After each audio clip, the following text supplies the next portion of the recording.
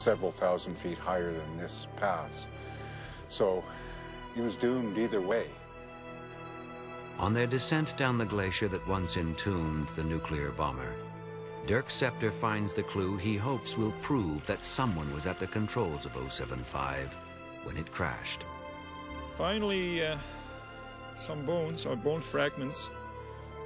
I'm not even sure whether there is enough DNA left in these bones to make a positive identification. Only pathologists will be able to tell whether these are possibly Captain Schreier's bones. I can't be sure exactly what happened to the bomb, but a great effort was made to destroy Bomb Bay No. 1 where it was originally held. Everything was blown up. What wasn't incinerated was melted into tiny pools of metal. Everything is destroyed. The evidence is gone now.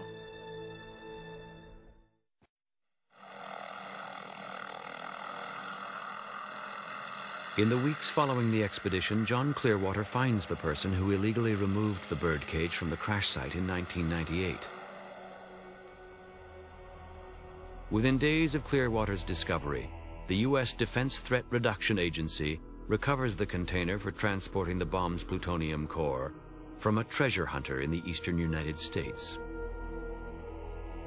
Tasked with the role of safeguarding the U.S. from weapons of mass destruction, the agency releases no official report on the incident. If this is just an empty container, why the continued secrecy? We may never know if there was a core inside this birdcage because the Air Force and U.S. government have refused comment and shut the door on this case. Forensic analysis of the bones recovered by Dirk Scepter turn out not to be human. But as the door begins to close on his theory that weaponeer Schreier may have died on the mountain, some intriguing new evidence arises. He uncovers military and civilian reports from Canadian and U.S. sources that document a series of radio transmissions. Transmissions he believes were sent by someone who stayed on board 075 after the rest of the crew bailed out. This aircraft changed 180 degrees direction. It gained at least 3,000 feet in elevation. It flew over mountain ranges. Somebody was at the controls of this aircraft. Armed with new evidence, eyewitness reports, and U.S. Air Force documents, the team has reconstructed what they believe happened that winter's night in February of 1950. From the ground on Princess Royal Island, the crew looks up and sees the plane turn around 180 degrees and fly back north. The last person to see the plane was Reverend Kinley in New Ianche at about 2 o'clock in the morning. From here, the plane may have tried to fly south into an abandoned airstrip on the Skeena River, possibly couldn't put in because of bad weather, eventually crashing to the north. When you add up the length of this route with a minimum flying speed of 150 miles an hour, what do you get? 3 hours, exactly the same duration as the radio transmissions. If he stayed on board, what was he trying to save? What was worth risking his life? Certainly not the aircraft. There must have been something else. Is it possible that the one crew member responsible for the mission's nuclear weapon tried to save the crippled bomber? There's only one reason for Captain Schreier to remain on board. For whatever reason, they couldn't drop the weapon. So, to prevent a radiological disaster, he takes the plane and turns it around and heads back to Alaska. Schreier makes a final course change, setting his compass to 075 degrees, a heading that will take him directly into northern BC and the towering Kispiox Mountains. By this time, he's only 50 miles from the Alaska border. For some reason, he can no longer keep the plane in the air. The only thing that's left for him to do is to look for the best place to make an emergency landing. At 6 minutes to 3, Schreier sends one last voice transmission. This is Baker 36, aircraft 2075.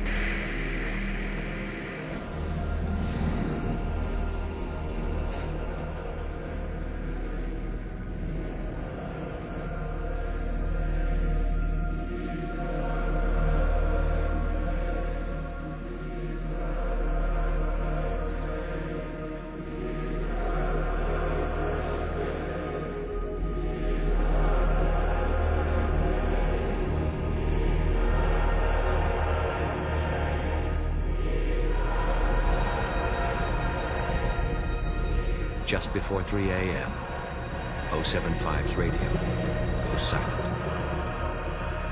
The bomber will remain here, undetected, for the next 4 years. When the U.S. Special Operations Team dropped all these explosives and supplies in there in 1954, why did they include a Geiger counter if they want us to believe that the bomb had been dropped over the ocean? There may really have been a live atomic weapon sitting up in the mountains in British Columbia, unknown and untouched for 4 years. They knew when the aircraft crashed, the bomb was on board. When the team goes in, their mission is not to blow up the aircraft. Their mission is threefold. To recover the core, they took the remains of Captain Schreier and they blew up the bomb and were gone. But John Clearwater suggests there may be another, far more frightening possibility. Maybe the simplest explanation for all the secrecy is that the crew of 075 dropped their Mark IV and there was a nuclear explosion out over the Pacific Ocean. And no one would have ever known that it happened.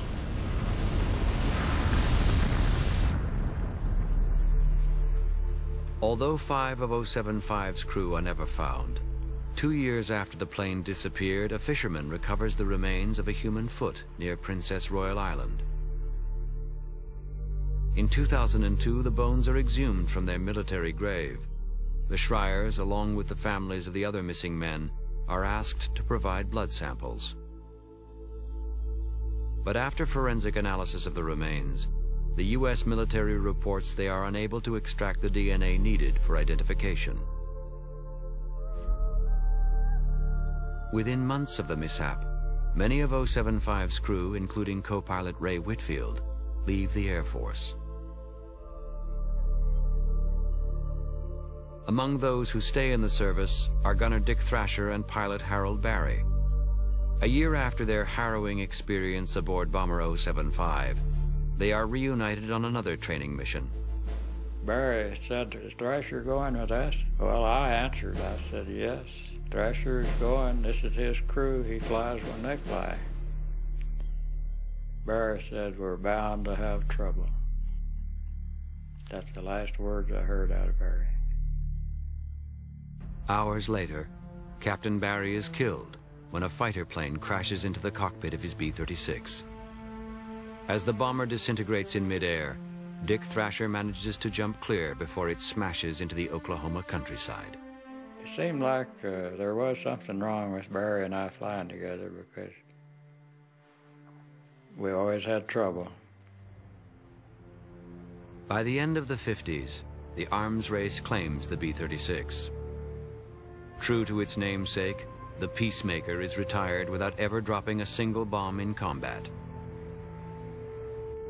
Just 3 years after it entered service, the Mark IV is removed from the U.S. inventory and replaced by a host of more powerful nuclear weapons.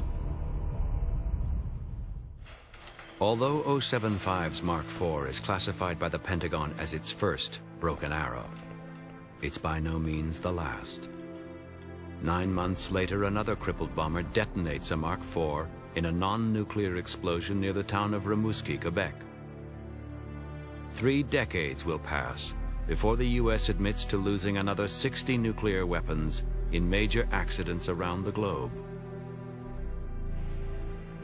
Now a national heritage site, the looting of the wreckage of 075 continues, perpetuating rumors about the recovery of human remains and Ted Schreier's dog tags. For me, more than 50 years of secrecy, misdirection, and misinformation by the Pentagon can mean only one thing. Something happened that night. There's some dark secret that they don't want anyone to know about. For the families of 075's crew, they are left with only memories and more unanswered questions. I don't know why all the secrecy. What could be so important?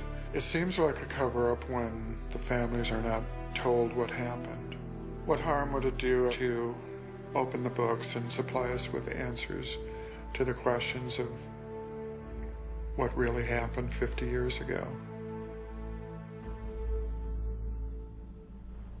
Like the remains of Bomber 075 concealed under deep winter snows, the truth about what happened that night to her missing crew and the world's first lost nuclear weapon may remain hidden forever.